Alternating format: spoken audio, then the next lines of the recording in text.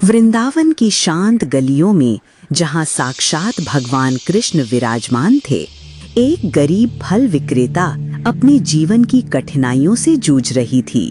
रोजगार की तलाश में और भगवान के दर्शन की तीव्र आशा लेकर वो कृष्ण के सुंदर घर की ओर बढ़ी।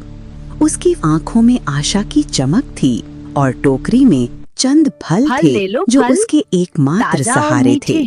जैसे ही वो द्वार पर पहुंची, भगवान कृष्ण, जिनकी मोहक मुस्कान और दिव्य आभा मन को मोह लेती थी, मुस्कुराते हुए बाहर आए और उस फल विक्रेता को देखा।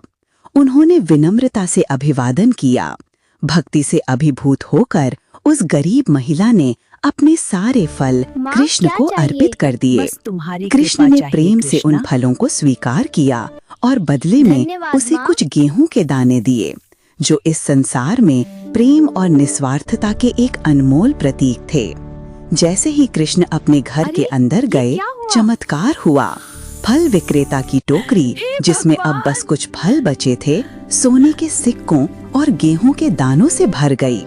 आश्चर्यचकित महिला को तुरंत एहसास हुआ कि वो बालक कोई और नहीं बल्कि साक्षात भगवान कृष्ण थे।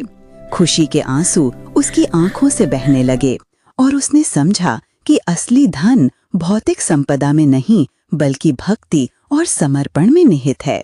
भगवान कृष्ण ने उस पर अपनी कृपा बरसाई थी और ये कहानी प्रेम और भक्ति का शाश्वत संदेश देती हुई दूर दूर तक फैल गई, जो हर किसी को प्रेरित करती है।